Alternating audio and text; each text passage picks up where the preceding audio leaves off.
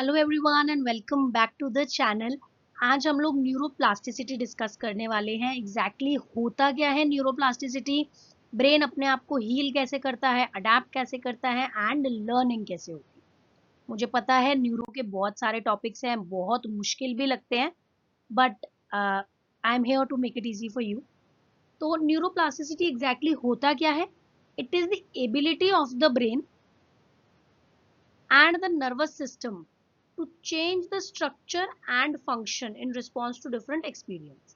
Neuroplasticity हमारे brain और nervous system के स्ट्रक्चर और फंक्शन को चेंज कर सकता है in response to different experiences.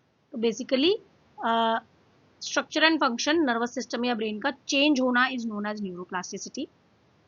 क्यों हो सकता है, कैसे हो सकता है? इंजरी के बाद, लर्निंग के बाद या थेरेपी के बाद।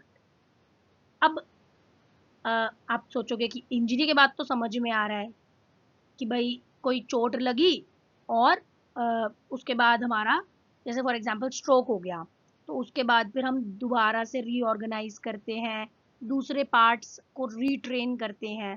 तो दैट इज न्यूरोप्लास्टिसिटी कि ठीक है, दोबारा से नर्वस सिस्टम जो है वो चेंज हो रहा है, अपना स्ट्रक्चर चेंज कर रहा है, फंक्शन चेंज कर रहा है to adapt to the new system. कि अब स्ट्रोक हो गया, इंजरी हो गई, एक पार्ट डैमेज हो गया, दूसरा part will help to do those functions.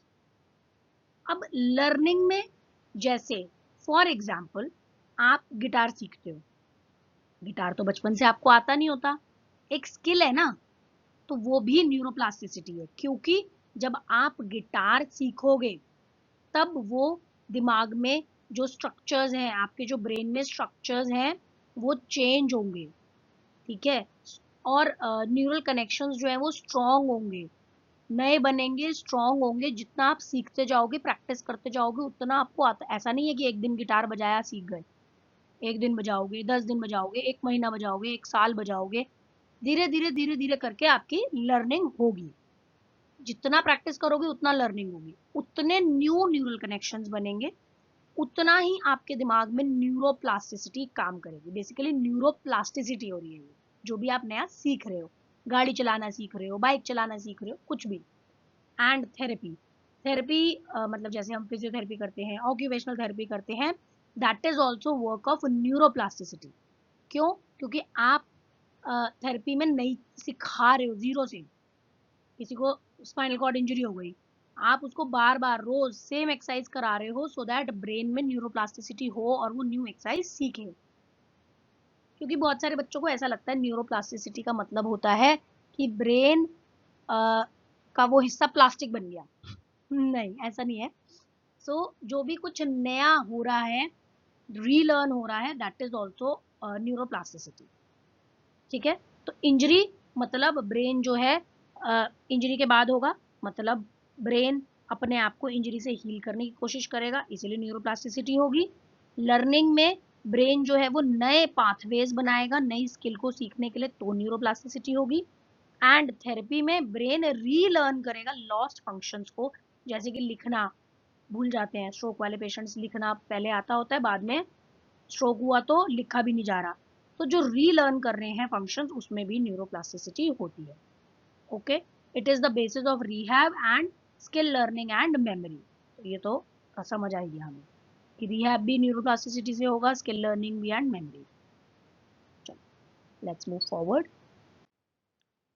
दो टाइप की न्यूरोप्लास्टिसिटी होती है, फंक्शनल एंड स्ट्रक्चरल।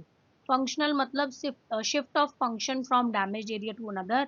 स्ट्रक्चरल मतलब फॉर्मेशन ऑफ न्यू साइनेप्सेस और न्यूरल कनेक्शंस। जैसा कि मैंने अभी बताया कि अगर कोई स्ट्रोक हुआ तो वो फंक्शनल प्लास्टिसिटी हो गई कि भाई ब्रेन का ये हिस्सा है, इसके एक हिस्से में डैमेज हो गया, तो अब इस हिस्से का काम कौन करेगा? तो ये हिस्सा अपना इस हिस्से का काम कर देगा। सीखेंगे, सिखाएंगे, सिखाते जाएंगे, लर्न कराएंगे, लर्न कराएंगे, लर्न कराएंगे, रोज एक्सरसाइज कराएंगे, एंड फाइनली ये हिस्सा इस हिस्से का काम कॉम्पनसेट करके कर देगा, ठीक है। एंड स्ट्रक्चरल प्लास्टिसिटी इज कि मैंने सोचा कि मेरे को आज बाइक चलानी सीखनी है, अब new connection, new synapse form होंगे, तो वो स्ट्रक्चरल प्लास्टिसिटी होगी, ठीक है। I hope it's clear. मैं अपनी तरफ से बहुत इजी करने की कोशिश कर रही हूँ आपके लिए। फिर भी मुश्किल लगे तो कमेंट्स में बता सकते हो, मैं दोबारा समझाने के लिए तैयार हूँ, नो प्रॉब्लम विद दैट। अब है मैकेनिज्म्स। 4 टाइप के मैकेनिज्म्स हैं न्यूरोप्लास्टिसिटी के, ठीक है। Synaptic pruning, neurogenesis, Hebbian learning, long term potentiation. अब जो ये मैकेनिज्म है ये होते कैसे हैं, मतलब बेसिकली मैकेनिज्म न्यूरोप्लास्टिसिटी के हैं। तो न्यूरोप्लास्टिसिटी हमारे ब्रेन में एग्जैक्टली होती कैसे है, होती है इन 4 तरीकों से। पहला है साइनेप्टिक प्रूनिंग, दूसरा है न्यूरोजेनेसिस, तीसरा है हेबियन लर्निंग, चौथा है long term potentiation. Synaptic pruning का क्या मतलब है? प्रूनिंग हम करते हैं पौधों में, छटाई करते हैं ना, कि बड़ा हो गया पौधा, अब इसको तरीके से काटेंगे फिर इसकी ग्रोथ अच्छी आएगी। ऐसे ही होता है साइनेप्टिक प्रूनिंग। हमारे ब्रेन में जो वीक हिस्से हैं या अनयूज्ड हिस्से हैं, उन साइनेप्स के कनेक्शंस टूटते जाते हैं सो दैट जगह बन पाए। समझो जैसे मैं ये आपके लिए वीडियोस बनाती हूँ। अब मेरे लैपटॉप में अगर वीडियोस भर जाएंगी, मुझे पुरानी डिलीट करनी पड़ेंगी, तभी मैं नए को जगह दे पाऊंगी। जो पुरानी अब मेरे किसी काम की नहीं है, मैं आपके साथ शेयर कर चुकी हूँ, उनका मेरे पास कोई काम नहीं है, वो बस जगह खा रहे हैं मेरे लैपटॉप में बैठ के। तो मैं उनको डिलीट करूंगी सो दैट मैं और न्यू वीडियोस आप लोगों के लिए बना पाऊँ। तो जैसे कि पुरानी जगह को खाली करना नई जगहों के लिए, ऐसे ही साइनेप्टिक प्रूनिंग होती है कि ब्रेन में जो हिस्से अनयूज्ड हैं, वीक हैं, जिनका कोई काम नहीं है, उनको हटा दो एंड नए हिस्सों के लिए जगह बनाओ, नए चीजों के लिए जगह बनाओ, नए एक्सपीरियंसेस के लिए जगह बनाओ, ठीक है। जैसे फॉर एग्जाम्पल बचपन में हम लोग सीखते हैं कि पेन को ऐसे, पेंसिल को ऐसे पकड़े, पेन को ऐसे पकड़ना है। 4-5 तरीकों से सीखते हैं कि पेंसिल ऐसे भी पकड़ सकते हैं, टिप के पास से भी पकड़ सकते हैं, दूर से भी पकड़ सकते हैं, थंब, इंडेक्स फिंगर और ये मिडिल फिंगर से पकड़ सकते हैं, या सिर्फ थंब और इंडेक्स फिंगर से पकड़ सकते हैं। बड़े सारे तरीके होते हैं, सब अलग अलग तरीके से पकड़ते हैं। लेकिन जैसे जैसे हम बढ़ते जाते हैं, उम्र बढ़ती जाती है, हम एक तरीके से ही पेन को या पेंसिल को पकड़ते हैं जो हमने लर्न कर लिया, ठीक है। तो हम और सारे पुराने चीजें भूल जाते हैं कि अच्छा हम तो बचपन में ऐसे पकड़ते थे, वैसे पकड़ते थे, that is pruning. Next is neurogenesis, वो किसी किसी रीजन में होता है, most common area is hippocampus, जिसके जो बेसिकली मेमोरी के लिए रिस्पॉन्सिबल है। तो ये मैं आपको ना समझा रही हूँ, इसका कंटेंट बहुत ज़्यादा नहीं है इसमें। तो आप अगर लिखना चाहो कहीं तो लिख लो, एंड इफ़ यू वांट तो मैं आपको कमेंट्स में भी इसका एक्सप्लेनेशन डाल सकती हूँ, ठीक है। मैंने स्लाइड में नहीं डाला हुआ है, बट अगर आप चाहो तो मैं कमेंट्स में इसका एक एक्सप्लेनेशन दे सकती हूँ इफ़ यू वांट। तो न्यूरोजेनेसिस किसी किसी रीजन में होता है, ज़्यादातर हिप्पोकैम्पस में होता है, क्योंकि हिप्पोकैम्पस का काम है मेमोरी का, ठीक है। तो इसमें होता ये है कि न्यूरोजेनेसिस का अपने आप ही मतलब है कि फॉर्मेशन ऑफ न्यू न्यूरॉन्स, नए न्यूरॉन्स बनते हैं न्यूरोजेनेसिस, ठीक है। तो ये क्या करता है, नए न्यूरॉन्स बनेंगे तो लर्निंग बेटर होगी, मेमोरी बेटर होगी, और अगर इंजरी हुई है तो उसके बाद रिकवरी भी बेटर होगी, ठीक है। जैसे हम किसी नए एनवायरनमेंट में गए, समझो आज तक मॉल ही नहीं गया कोई, वो मॉल जाएगा, वो देखेगा कि ओ यहाँ तो ऐसा होता है, नए न्यूरॉन्स बनेंगे, न्यूरोजेनेसिस होगा, एक नया एक्सपीरियंस सीखेगा पर्सन, ठीक है। तो next is Hebbian learning. Hebbian learning में कॉमन फ्रेज यूज होता है, neurons that fire together wire together. मतलब जैसे एग्जांपल देके समझाती हूँ, पहले मैं बता देती हूँ। हेबियन लर्निंग एक थ्योरी है जो कि एक्सप्लेन करती है कि न्यूरॉन्स जो हैं वो स्ट्रेंथन करते हैं अपने connection through repeated activity. For example मैं किसी बच्चे को बोलूँ कि बेटा ये बॉल है, उसको मैं बॉल साथ में दिखाऊंगी, उसको बोलूँ ये बॉल है, वो सुन रहा है कि ये बॉल है, और मैं उसको सामने से बॉल दिखाऊंगी, या मैं बोलूँ बेटा ये एप्पल है, मैं एप्पल दिखा भी रही हूँ, तो बच्चा दिमाग में एसोसिएट कर लेगा कि एप्पल बोला मतलब ये वाला फोटो।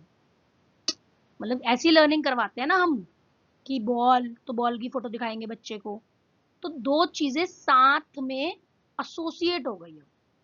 जब भी मैं उसको बोलूंगी एप्पल, तो उसके दिमाग में एक रेड कलर का एप्पल बन के आ जाएगा। ये दो चीजें साथ में हो गई, एसोसिएशन के साथ लर्न करना। Neurons that fire together wire together, कि दोनों साथ में हमने फायर करवाए, दोनों को हमने एक साथ काम करवाया, तो इसीलिए वो वायरिंग भी साथ में हो गई। कि अभी जब बच्चा छोटा है तो हमने उसको सिखाया देखो बेटा एप्पल ऐसा दिखता है। अब मैं जब बच्चा 10 साल का हो गया तो मैं बस उसको एप्पल बोलूंगी और उसके दिमाग में वो इमेज अपने आप बन जाएगी, क्योंकि वो न्यूरॉन साथ में वायर्ड हो गए हैं, एसोसिएट हो गए हैं। ठीक है, तो रिपीटेशन के कारण कनेक्शंस जो है वो स्ट्रॉन्गर हो जाते हैं और लर्निंग जो है वो बेटर हो जाती है। बच्चे को दोबारा कभी नहीं बताना पड़ेगा एप्पल क्या है अगर उसने लर्न कर लिया। ठीक है, लॉन्ग टर्म पोटेंशिएशन इज जब कोई प्रोसेस जो है वो रिपीट होता जाए, जितना रिपीट होगा उतना स्ट्रॉन्ग कनेक्शन बनेगा एंड उतना अफिशिएंट हो जाएगा। ठीक है, बेसिकली ये है important for memory and learning. अब जैसे हम एग्जाम है, तुम्हारा एग्जाम है, तुम पढ़ रहे हो बैठ के, क्या पढ़ोगे? एक बार पढ़ लोगे, चलो मैं ना रिवाइज कर लेता हूँ, 4 बार 5 बार पढ़ते रहोगे कि भाई मैं भूल ना जाऊं, तो तुम्हारे दिमाग में भी सेम बात बैठ जाएगी, न्यूरल पाथवेज जो है वो स्ट्रॉन्गर हो जाएंगे और दिमाग में वो बात बैठ जाएगी, अच्छे से याद रखोगे। जितनी ज्यादा फायरिंग होगी, मतलब जितना ज्यादा पढ़ोगे उतना अच्छे से कम्युनिकेट कर पाओगे, उतना अच्छे से लिख पाओगे एग्जाम में, एंड लॉन्ग टर्म मेमोरी रहे। आज अच्छे से पढ़ लिया, 4 बार पढ़ लिया, 10 बार पढ़ लिया, एग्जाम में क्वेश्चन आया, आंसर भी लिखा है, 20-25 दिन बाद, 2 महीने बाद भी किसी ने पूछा तो आपको याद रहेगा। ठीक है, अब मैंने आप लोगों के लिए एक ये प्रिपेयर कर दिया है मैकेनिज्म और उसके फंक्शन का एक बेसिक सिंपल सा ये टेबल। आप इसका एक स्क्रीनशॉट ले सकते हो इफ़ यू गाइज वांट, क्योंकि ये हेल्प करेगा आपको याद रखने में कि एग्जैक्टली ये चारों चीज़ें थी क्या, क्योंकि पीछे मैंने बहुत डिटेल में एक्सप्लेन नहीं किया। इफ़ यू वांट मैं इसकी एक्सप्लेनेशन डाल दूंगी कमेंट्स में, बट बेसिक बेसिक याद रखने के लिए ये ठीक है। साइनेप्टिक प्रूनिंग में मैंने बोला था कि रिमूव हो जाते हैं वीक या अनयूज कनेक्शन, की एफिशिएंसी इंप्रूव हो जाए। न्यूरोजेनेसिस में नए न्यूरॉन्स बनते हैं लर्निंग, मेमोरी और रिपेयर के लिए। हेबियन लर्निंग में स्ट्रेंथन करता है साइनैप्स को रिपीट करने से बार बार। एंड लॉन्ग टर्म पोटेंशिएशन जो है वो साइनेप्टिक सिग्नल्स को इम्प्रूव स्ट्रेंथन करता है मेमोरी बढ़ाने के लिए बेसिकली। तो you can just take a screenshot if you want to. Rehab में एप्लीकेशंस कैसे होंगी? स्ट्रोक के रिहैब में बंदा लर्न करेगा टू वॉक एंड स्पीच। जैसे स्ट्रोक अगर हो गया किसी पेशेंट को तो उसको हम दोबारा से वॉकिंग सिखाएंगे, स्पीच सिखाएंगे, तो न्यूरोप्लास्टिसिटी काम में आती है। मिरर थेरेपी सिखाएंगे, मतलब मिरर थेरेपी में फैंथम लिम्ब वाले केसेस में या हेमिप्लीजिया वाले केसेस में हम लोग मिरर थेरेपी करवाते हैं।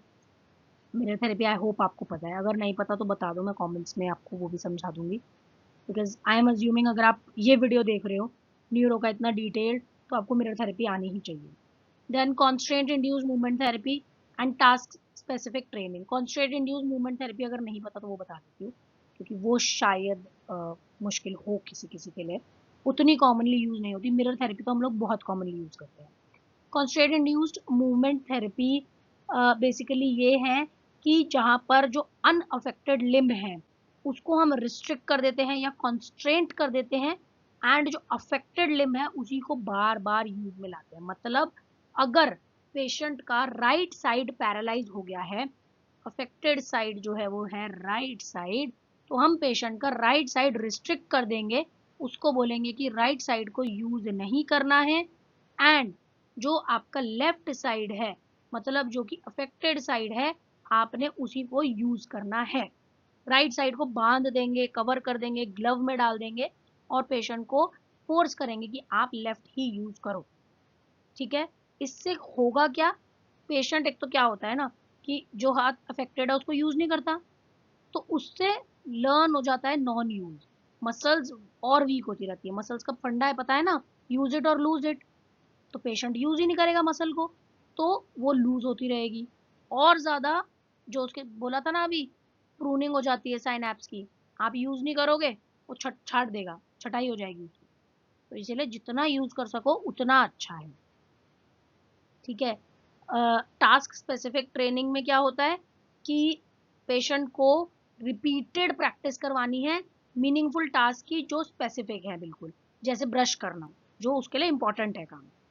ठीक है, कि बार बार बार, जैसे बार बार करना है उसको, रोज करना है, तो हम उसको बार बार सिखाएंगे कि भाई दांत को ब्रश करना है, ऐसे करना है।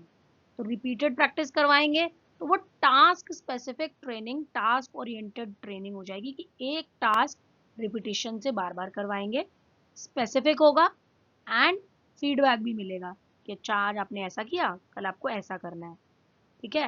एंड धीरे धीरे प्रोग्रेस होता जाएगा तो पेशेंट की मेमोरी में आता जाएगा। बूस्ट कैसे कर सकते हैं हम न्यूरोप्लास्टिसिटी को? रिपीटेशन और इंटेंसिटी से कर सकते हैं, बार बार रिपीट कराएंगे, इंटेंसिटी बढ़ाएंगे, मोटिवेटेड रखेंगे पेशेंट को एंड कोशिश करेंगे कि गोल डायरेक्टेड टास्क को तो करना इजी लगता है। जैसे मैं बोल दूं कि जाओ चल के आओ, तो बड़ा मुश्किल लगेगा कि यार मेरे को चलने को बोल दिया। बट अगर मैं बोलूं कि उठो, मैंने सामने एक बॉल रखी है वो उठाओ और मेरे को वो बॉल लाके पकड़ा दो, तो लगेगा कि ओह मुझे ये काम करके लाना है, तो ईजी हो जाएगा। अर्ली इंटरवेंशन, गोल्डन पीरियड सबको पता है, जितनी जल्दी इंजरी के बाद या यंग एज में लर्निंग स्टार्ट कर दे उतना अच्छा हो जाता है। एनरिच्ड एनवायरनमेंट, आसपास का एनवायरनमेंट भी ऐसा होना चाहिए जिससे कि पेशेंट को और हेल्प ही मिले। And sleep, exercise and nutrition is the most important thing. नींद पूरी होगी, एक्सरसाइज अच्छे से करेगा पेशेंट एंड न्यूट्रिशन अच्छा लेगा तो बेटर होगा एंड इम्प्रूवमेंट भी अच्छा मिलेगा। Thank you for watching, I hope this video has helped you and neuro से आपका थोड़ा सा डर भागा होगा। Subscribe for more such topics and comment down for any doubts if you have.